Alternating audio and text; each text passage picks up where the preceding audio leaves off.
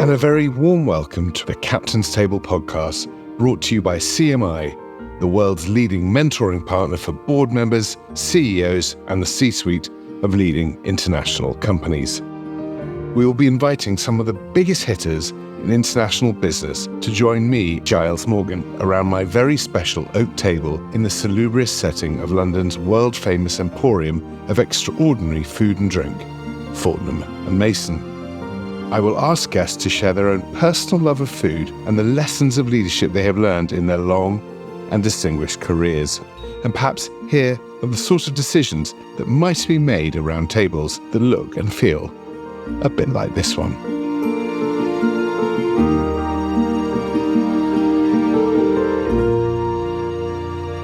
My guest this week is Jean-Francois van Boxmeer, one of the world's most distinguished international business leaders. With over 30 years of service in senior international leadership, Jean-Francois has held some extraordinarily prominent roles, including chair and CEO of Heineken from 2005 to 2020, and is the current chair of Vodafone and the lead independent director of Mondelez. He says of leadership, never forget that you can be a CEO of a company, but it is only a rented position. It is only temporary. So never forget when you climb up the stairs to tip your hat to those who climb down the stairs. One day you will do the same. So let's hear more about his journey as he was climbing those stairs and bring him on the show.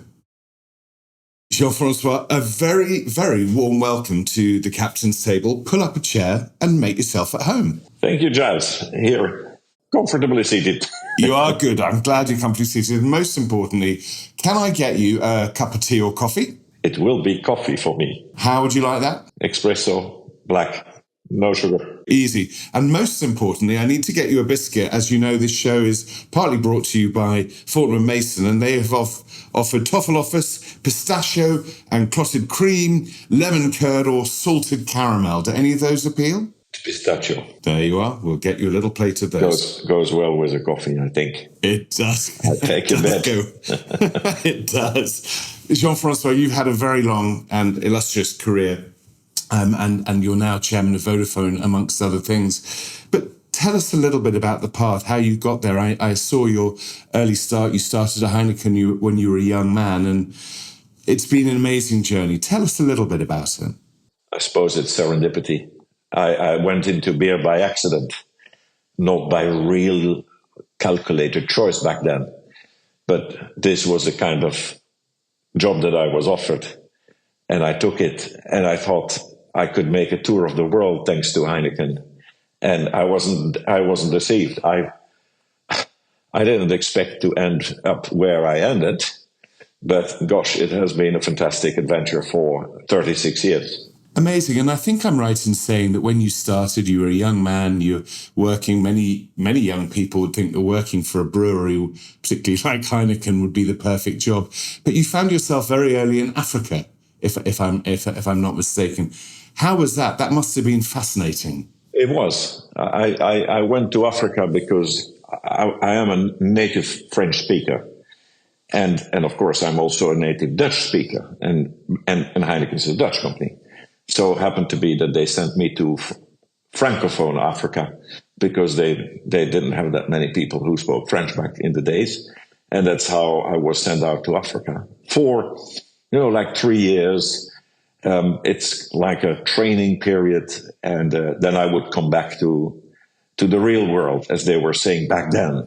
It happened to be that I stayed there for 10 years. And I never regretted it. I learned a lot in Africa. Those were extraordinary years. Where were you based in Africa? I started in Cameroon, and then I moved to Rwanda and ended in what today is the not-so-democratic Republic of Congo, I have to say, which back in the days was called Zaire. Those were the 3 places I stayed. Total 10 years. And that must have been amazing for you to understand the beer trade, but also new markets, new demographics, and pushing both, I think, local brands and the master brand of Heineken to those audiences or customers.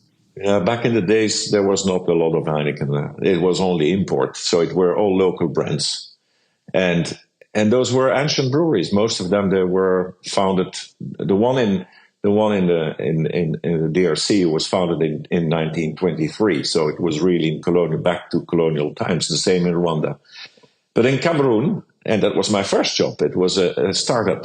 It was Heineken decided to co-invest in a brand new brewery from scratch, bringing in two brands which was totally unknown to the Cameroon consumer, if you will. And it was Mutzig, which was a French brand, and Amstel, which was a Dutch brand. And I have to say, it was kind of an immediate success. People were craving for novelty back then. And this was my first job in Africa, so it was all about discovery. And I suppose you got in these early days, you got kind of responsibility over people and things to do that you wouldn't get when you're back in Europe. And that is the great thing about doing your early years in Africa. You kind of have an experience in an accelerated way, if you will, and then discovering a world which is totally different. Well, the Amstel brand is a fabulous brand now, and as is Fortnum & Mason, who, as we've discussed, is part of this show, and we're doing this show from the world famous Diamond Jubilee Tea Salon, and they're known for extraordinary food and drink. And I want to make a bit about this conversation about food and drink, and the correlation with leadership and business. I'm sure that many of the deals that you have brokered and finalised have been done around meal tables, lunches and dinners. Firstly, is there a favourite business restaurant that you love personally, that is one that has been fantastic both for food but also for conducting business? That's a good question, because when abroad, it was the choice. It was the choice of the host. When at home in Amsterdam, I favored the restaurant of the Hotel de l'Europe, which belongs to the Heineken Group. So it was like at home for us, and receiving our guests there in what is a 5-star hotel, which Very is at the special. foot of the Amstel River, makes it kind of very special, if you will. That was kind of the headquarter for doing business in the evening, I would say, sure. You've been around a long, long time. You've done many deals. And what is it about food and the table that can help conclude deals? What makes the whole relationship between bringing people together and business so important? Because it is. It is. I have not seen that many people who were insensitive to the pleasure of a good table. There are, but they are a strict minority, I have to say. I suppose, you can combine business and personal interest, and you have that kind of pauses in a conversation because you have to eat, and when the food and the beverage is good, it's all the more enjoyable. So I suppose it's that kind of combination of discovering the food together and the wines together, or the beer together, makes it special. And then the rhythm of a meal makes that you can blend in various topics, makes it more light, and ultimately perhaps more productive. And I wonder, do you cook? Yes, I do. And if I was to come to your house, what would you cook me? What would your 3-course meal be for Captain Giles Morgan? Just fish or meat. I can do either. I'm entirely greedy.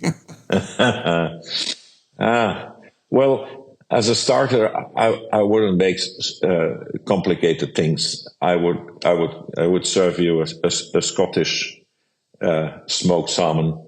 Lovely. And I know where to have a good one, because you have salmon and salmon, isn't it? That's true. And after that, I would perhaps take you a côte de veau in French. Oh, a thick côte de veau, which I would cook very, very, very slowly, and then finish on the grill for you with a cocktail of vegetables. Wow.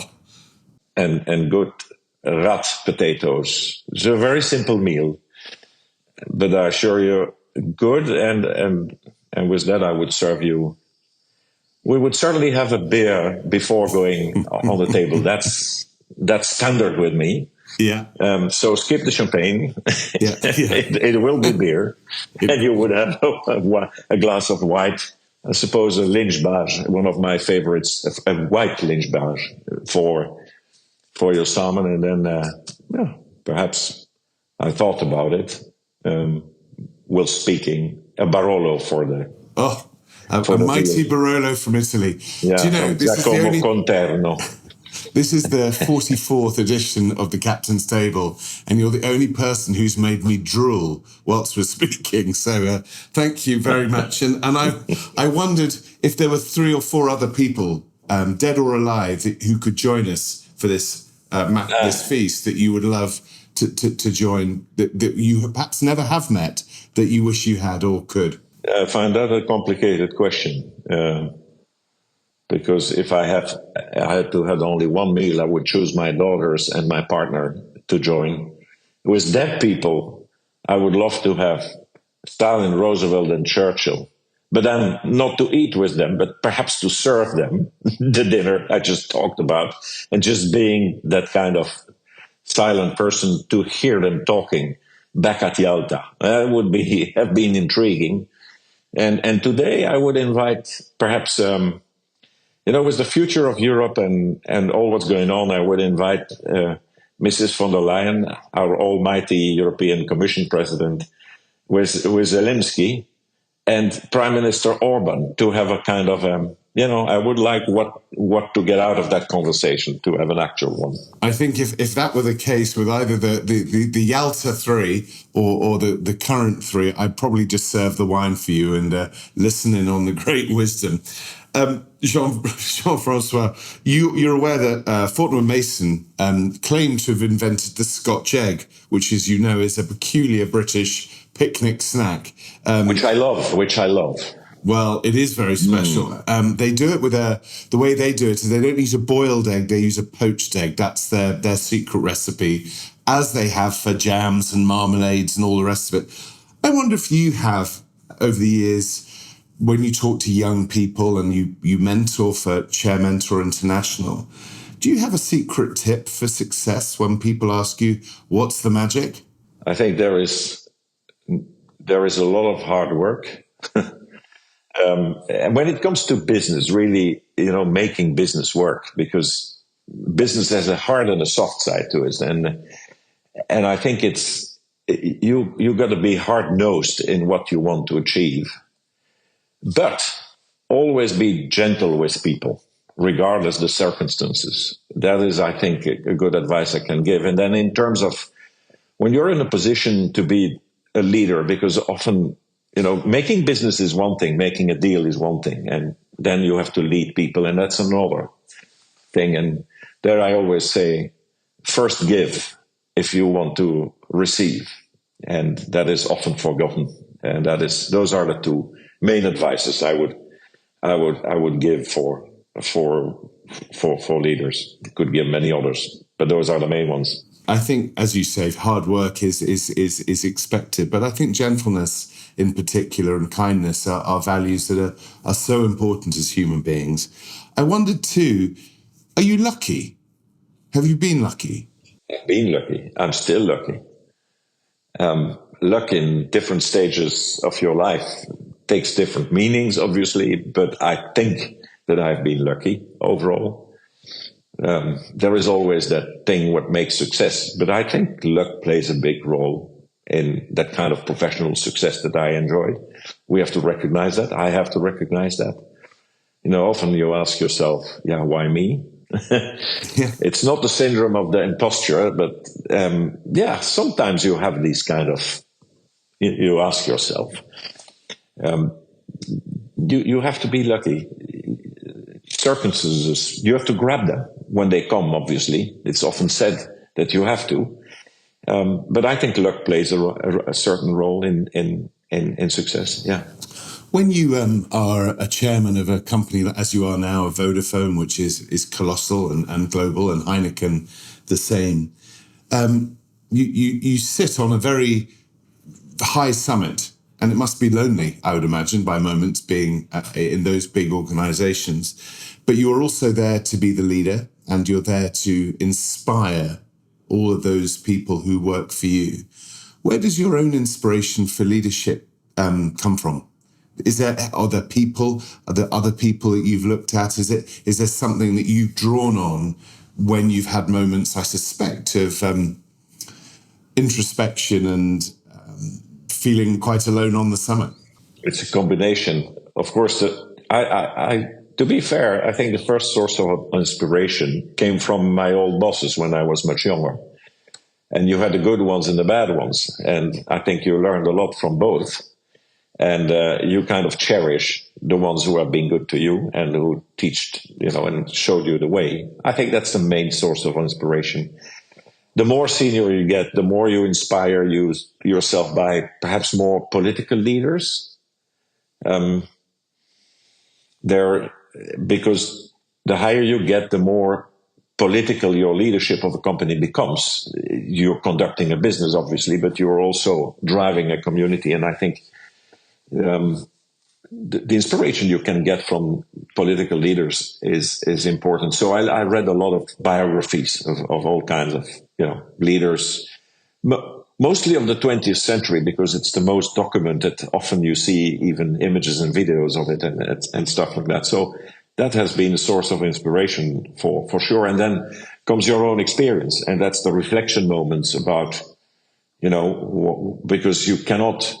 All sources of inspiration will be an inspiration at the end of the day. You have to draw it from your inner source of energy, and you have your own character. And so you have to give it a little bit of introspection sometimes to, go forward. And every time, never take it for granted. Tomorrow will be different than today. And so you make progress. I think you've said that in the past that the years 25 to 35 are very much the formative times when people are learning to be a sponge, is I think how you've used it before. That, yeah. At Heineken, were you surrounded by some very inspirational leaders yourself who you think, when you reflect back, helped you shape the way that you've become a leader? Was the company stacked full of some very, very talented leaders that you learned from? The answer is plain yes, absolutely. I don't think I would have stayed for 36 years if I would not have been, inspired by good leaders. And back in the days, when you start, it's not about the CEO because he's very distant. It's about your immediate boss. And I think I've been inspired all the way at various stages of my career by people who really brought me something. And I often think about them, and things like they took a risk with me when I was a young guy, giving me responsibilities above and beyond what normally a career track would be. And I tried to do the same when I was in a position to do the same, if you will, because they gave me that example of taking risk on people. And I think that's how you build leadership. It's to take risk early on with people. If you let it just mature the course for everyone, you will not stretch people. And I think you just become better when you're all the time stretched. And so, yes, that came from within the company, certainly. Heineken had very good leaders. Yeah. Leadership is about making brave decisions, of course, leadership decisions, decisions that will advance companies. But it's also about making really tough and difficult decisions and learning how to make those. Is there an example of tough decisions that you've had to make over the years and the lessons that you learned from making that decision? I think the most difficult decisions have always to do with when you have to sell, slash down, or fire people. It's when you have to take these decisions, whether it was at Heineken or more recently at Vodafone. Those are the most difficult decisions to take. Certainly if you care about people, because the people you restructure or the people you fire are people who were engaged with the company. So it's not a light act, if you will. And that's the most difficult. In my experience, has been the most difficult. And what you learn is you want to do it as humane as possible. And by wanting to be too careful, too gentle, you can often even make a mistake. You have to be like a surgeon. You have to cut straight. You have to cut straight and not making it nicer than it is and say it up front. That's what I learned to do when you do restructurings, and telling the people just the hard truth. And you can still be extremely respectful doing that, but don't fiddle around. Don't have hesitation. Soft surgeons make disastrous wounds, if you will. There is a Dutch saying, zachte heelmeester maken stinkende wonden, we say in Dutch, which is, if you are too soft, you make more damage than anything else. That was the learning, yeah. This season of The Captain's Table is brought to you by global mentoring organisation CMI. CMI is the world's leading mentoring partner for group CEOs, group CFOs, and senior executives, delivering mentoring for leaders by leaders. With a depth of expertise that's unmatched, they specialise in accelerating leadership performance and impact in the world's largest global companies. CMI's mentor roster is made up of chairs and former CEOs of some of the biggest and most complex international organisations. So whether it's navigating the complexities of stepping into new senior leadership role or making strategic decisions under scrutiny, CMI's seasoned mentors provide confidential, tailored guidance to steer you towards success. In the time that you've been, particularly at Vodafone in the last 5 years, this is ultimately a technology business. It's a global telecoms company, but also at Heineken, the last 25 years, really the 21st century, we've seen extraordinary technological advances, particularly in the way we communicate with both our consumers, customers, and of course our staff. With that said, what are the qualities that you think are necessary, bearing in mind those changes and how we communicate, for future leaders of global companies? And how can they prepare themselves to do that, where it may have been the chairman's statement sent through in a letter back in the 20th century? Now everybody is on all of the time, whether it's doing Zoom calls, whether it's virtual meetings, whatever it may be. It seems that the world has gone into a very rapid advancement through technology. That must have an effect on leadership. Yes, it does. And I think technology goes faster than the human brains can really absorb, or, I'm always saying civilization evolves very rapidly. Our DNA evolves in, millions of years. So we have to be cognizant. And my personal feeling is, yes, it changes. We don't know how deep and what for changes. It's going to be an evolution. But I do think that it is important that new technologies give you kind of remote distance possibilities that didn't exist in the past, but that they will not replace the fact that human beings need direct interaction that is, I would say, physical. And so I think that successful companies in the future will be those who combine both in the adequate dosage. I don't think that a company which would turn entirely digital would be successful. It would lose itself somewhere, somehow. And lose its soul. It would lose its soul, yeah. I think people need bonding, and bonding is something, when people know each other very well, having Zoom meetings or team meetings is a very, obvious thing to do. Because but people have to know each other. And I think that is something irreplaceable. So I think that melange of both is important going forward.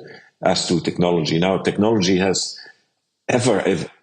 what is technology? What the steam engine did to my former industry, what digital did to the transmission, what the digitalization did, going from analog to digital, what that did to the transmission industry, which is the telecom bread and butter.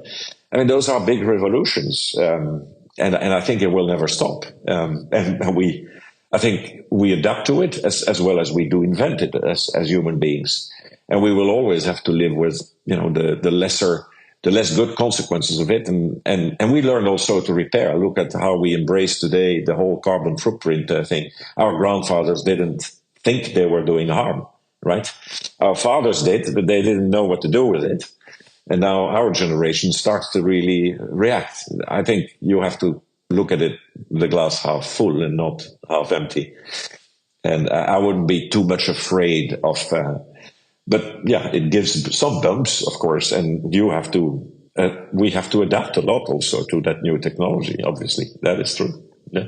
I wondered, as you've been at such a senior position for so long.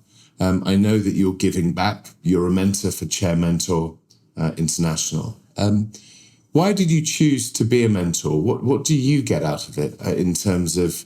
I would imagine it's very fulfilling. It is. I mean, I rolled into it by knowing a mentor who attracted me to it, and it's how it happened. And it was really serendipity in the beginning. I said, yeah, why not? Do you think, what do I have to give? But I receive also a lot. And I think it's very, very interesting. Certainly when you get out from CEO roles into chair roles, which are much more reactive, if you will, than a CEO is 90% active and 10% reactive, I would say. The chair role is the opposite. And it is good to, if you mentor a younger generation, you see also what's going on. What is it that they have in their mind? And they might be, kind of different than what we had in our minds some 20 or 30 years ago. So that gives me a lot of, it is energizing. I got every conversation I get out of, I get also a lot of energy out of the conversation.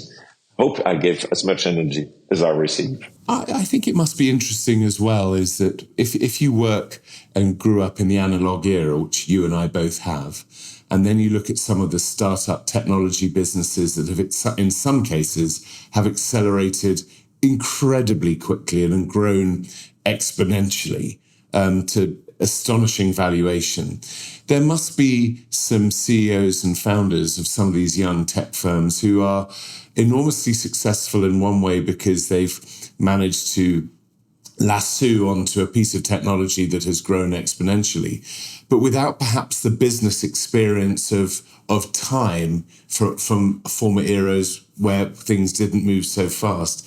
Is that something that you see in modern day leadership, where almost these youngsters have got brilliance, but maybe not the experience to back it up as time catches up? Does that make sense? Yeah, it makes sense. And I think I would make the distinction between people who are founders and then grow it to a success. That's a breed apart. It's 1 out of a million.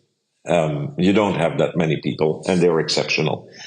And they are the kind of people like great political leaders, or they have great achievement. They are exceptional people.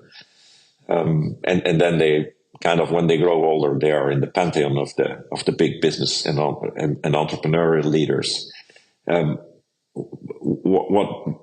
What CMI does, it is essentially coaching into established companies, where you have business leadership, which is where you try to get it as entrepreneurial as possible, but you are never an entrepreneur. You are, at the end of the day, a salary person. That's what it is. But you have to be as much entrepreneurial as you can. And I think when I see young leaders climbing up, most of them have been selected on their intellectual brightness and skills, and they are not in short supply of it. And I think as they move up the ladder, they really have to make the transition from kind of high achievers, which that's how they make career, from top achievers, they have to become top coaches. And that transition from the top achiever yourself to the top coach is the most difficult. And I see people struggling with that. And because careers go perhaps a little bit faster today than they were in the past, it's all the more visible that that is the main struggle that people have, and where often, when they make all these studies, are gearing up for a very competitive, sharp mind. And that counts, and it is a business advantage when you're in the competition with other people to make a career. But there comes a moment where if you're not good at being a good coach, your own smartness will play against you.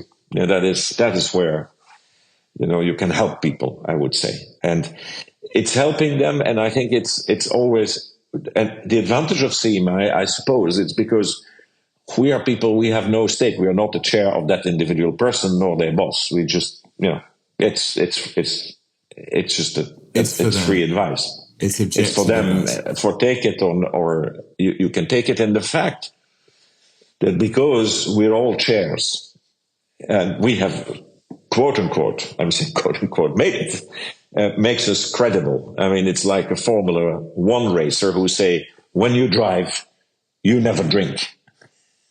And that is more credible when Jackie Stewart was saying that than I was saying that as the CEO of Heineken, you see. So, yeah. And I think that's a little bit the same phenomenon that you have in building leadership through CMI. Jean-Francois, as you look back on your career and your mentoring, and you're still part of vast organizations, but I wonder if there's anyone along your journey who you would like to say thank you to, that perhaps you never got the chance or never did, or someone that you look back on and say, I owe you one. Perhaps my father-in-law, who gave me a help to get into Heineken back then. But he died shortly after, so I couldn't say thank you. And my own father, who, I'm still a generation, and he was a generation of never explain, never complain. And so we talked, but not that much. He also passed away. And I've never have thanked him like I would have loved to thank him. Yeah, those are the two people I would have. Yeah. And I would imagine both would have been so proud to see how that career, that early career into Heineken and all the way through, how proud they would be. Lovely. Jean-Francois, we come now to the part of the show that I call the Captain's Broadside. It's just I ask you a series of relatively rapid-fire questions. Away from the kitchen, we've discovered you're a great chef, and the boardroom. What stirs you most? Do you have a fan passion? I imagine certainly, well, both with Heineken and Vodafone, you've probably been to your fair share of sporting events, given the amount of sponsorship both businesses. But what's your own, what fires you? I will surprise you, I'm not a great sports fan. I enjoy it, but I'm not really what you call a fan. It's more music, opera. That would be my kind of I really escape. And what's your favourite? So, who are your favourite composers in opera? What would if we were going to go to the Opera in Paris together? I'm sorry, I keep inviting myself on things with you, but that's just the way. But if we were going to go to the Opera or somewhere La Scala, what would your one opera be that we would have to go to? Well, if you would go to La Scala, you would take an Italian. If you would go to Germany, you would take Wagner.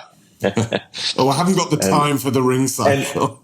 and because I'm eclectic, and even Porgy and Bess brought to the opera is something which is wonderful. So no, I wouldn't pick out one. I would never be able to choose one. So do you remember the first opera that you went to? When was it a moment?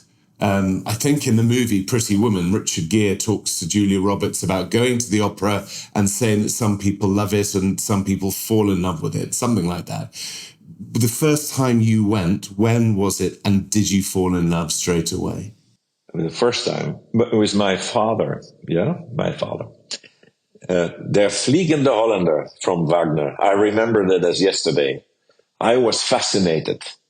But then, afterwards, I never went to the opera till, when I came back from my very long years in Africa and came back to Europe. And then I rekindled, and it was a rediscovery and a discovery. Wonderful. Wonderful. And then went a lot, I would imagine, as you were able to. Yeah, I've even been chairing the National Opera and Ballet here in the Netherlands for quite a number of years. Yeah, I saw that. Wonderful. I was very much involved, not in the art part, the chair of the finance, but enjoying it a lot. Well, I wonder, therefore, then, that given this love and appreciation of fine music, operatic and obviously the ballet, what song do you sing in the shower? That's a good one. I don't sing. I whistle. You whistle. Do you whistle a tune? Is it opera? Sometimes yes, but not. I don't do that often. But I whistle with. I have a parrot at home, a grey African parrot with a red tail. And what is it? What's the parrot's name? His name is Coco. Just Coco. Coco, and Coco whistles the bridge on River Kwai. This is what I every morning. And then he got some Christmas carols in Christmas time. The problem he starts to do a Christmas carol in the middle of the summer. Obviously, he has no sense of occasion or season. Not at all. And do you remember the first album you ever bought?